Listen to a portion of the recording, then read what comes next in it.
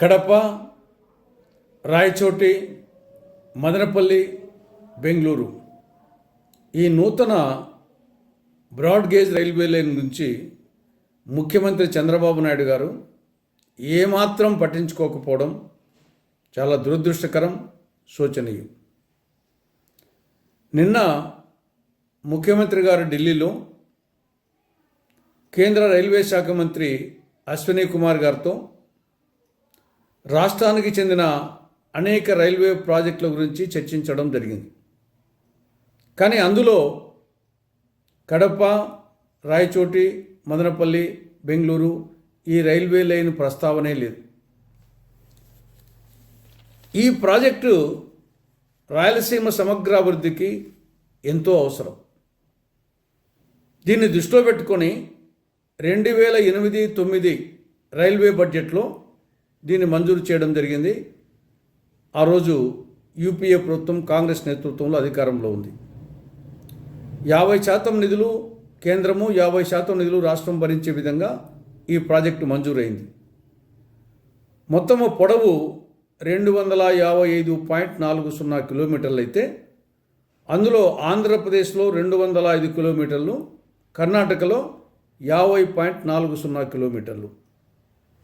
మొత్తము ఎస్టిమేట్ 3038 కోట్ల రూపాయలు. 2010 సెప్టెంబర్లో కేంద్ర రైల్వే శాఖ మంత్రి మునియప్పన్ గారు దీనికి శంకుస్థాపన చేశారు. 4 దశల్లో పూర్తయ్యే విధంగా. మొదటి దశ కడప నుండి పెళ్లిమర్రి వరకు, రెండవ దశ పెళ్లిమర్రి నుండి మదనపల్లి వరకు, మూడవ దశ మదనపల్లి నుండి ముల్బాగల్ వరకు, 4వ దశ ముల్బాగల్ నుండి కోలార్ వరకు. ఇందులో మొదటి దశ పూర్తయింది. కడప నుండి పెళ్లిమర్రి వరకు 21.80 కిలోమీటర్ల లైన్ పూర్తయింది. 351 కోట్ల రూపాయలు ఖర్చు పెట్టడం జరిగింది. అందులో ఆంధ్రప్రదేశ్ వాటాగా 132.39 కోట్ల రూపాయలు ఇవ్వడం జరిగింది. కానీ దురదృష్టవశాత్తు వైకాపా అధికారంలోకి వచ్చినాక, జగన్మోహన్ రెడ్డి ముఖ్యమంత్రి అయ్యాక రాష్ట్ర ప్రభుత్వం మ్యాచింగ్ గ్రాంట్గా ఇవ్వాల్సిన నిధులు ఇవ్వని కారణంగా రైల్వే శాఖ పనులు ఆఫ్ చేసింది.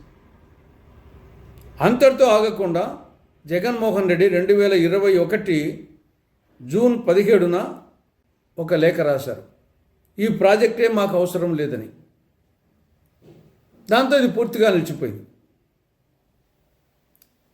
పోనీ కూటమి అధికారంలోకి వచ్చినాక దీని గురించి ఏమైనా ఆలోచిస్తున్నారంటే వాళ్ళు అస్సలు పట్టించుకోవడం లేదు. ముఖ్యమంత్రి గారు కూడా ఈ ప్రాంతానికి చెందినటువంటి వ్యక్తి, రాయలసీమకు చెందినటువంటి వ్యక్తి. కుప్పంకు సమీపంలో ఉండిపోతుంది ఈ యొక్క రైల్వే లైన్. కానీ 19 నెలలు అయినప్పటికీ ఏమాత్రం పట్టించుకోలేదు. దానికి తోడు నిన్న అనేక ప్రాజెక్టుల గురించి, రైల్వే ప్రాజెక్టు గురించి చర్చించడం జరిగింది, కానీ దీని గురించి మాట్లాడలేదు. కాబట్టి చాలా దురదృష్టకరం, చాలా శోచనీయం. ఇప్పటికైనా ముఖ్యమంత్రి గారు ఈ యొక్క నూతన బ్రాడ్ గేజ్ రైల్వే లైన్ గురించి కేంద్ర ప్రభుత్వంతో మాట్లాడి 100% నిధులు వాళ్ళు భరించే విధంగానా, లేదా 50% రాష్ట్రము మ్యాచింగ్ గ్రాంట్ విడుదల చేసి త్వరగా పనులు ప్రారంభించాలని కాంగ్రెస్ పార్టీ రాష్ట్ర ప్రభుత్వానికి, ముఖ్యమంత్రికి విజ్ఞప్తి చేస్తూ ఉంది. రెండవది రైతు రుణభారం. నిన్న కేంద్ర వ్యవసాయ శాఖ మంత్రి శివరాజ్ సింగ్ చౌహాన్ గారు చెప్పారు, రైతు రుణభారము జాతీయ స్థాయిలో సగటు రుణభారం 74,121 కోట్ల రూపాయలు. కానీ ఆంధ్రప్రదేశ్లో 2,45,000 రూపాయలు.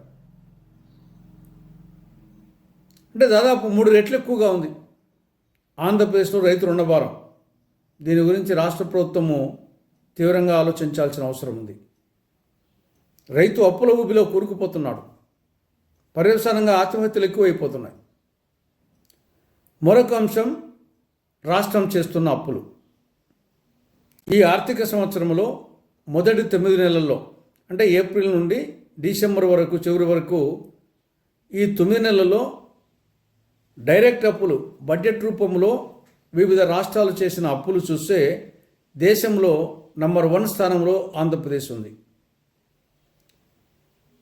ఈ 9 నెలల కాలంలో కాగ్ నివేదిక ప్రకారంగా 85,269 కోట్ల రూపాయలు అప్పు చేసింది. దేశంలో నంబర్ 1. రెండవ స్థానంలో బీహార్, మనకంటే చాలా పెద్దది, 80,092 కోట్లు. మూడవ స్థానంలో తమిళనాడు, 72,130 కోట్లు. మనకంటే 4 గంటలు పెద్దదైన ఉత్తరప్రదేశ్ చేసిన అప్పు 11,315 కోట్లు. ఒరిస్సా అయితే కేవలం 911 కోట్లు. మందేమో 85,229 కోట్ల రూపాయలు. కాబట్టి అప్పుల్లో అగ్రభాగాన ఉంది ఆంధ్రప్రదేశ్.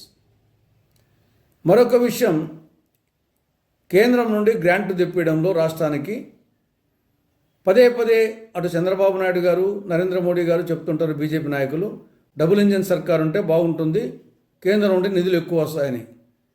కానీ ఆంధ్రప్రదేశ్ విషయంలో రివర్స్ జరుగుతూ ఉంది. 2023-24 ఆర్థిక సంవత్సరంలో మొదటి 9 నెలల్లో కేంద్రం నుండి రాష్ట్రానికి వచ్చిన గ్రాంటు 24,018 కోట్లయితే 2025-26 ఆర్థిక సంవత్సరంలో డబుల్ ఇంజిన్ సర్కార్లో కేంద్రం నుండి రాష్ట్రానికి వచ్చిన గ్రాంటు 8,771 కోట్లు. అంటే తగ్గింది, ఎక్కువ రావాల్సినవే తగ్గింది. కాబట్టి డబుల్ ఇంజన్ ట్రబుల్ ఇంజన్గా, డొక్కు ఇంజన్గా, డబ్బా ఇంజన్గా తయారైంది.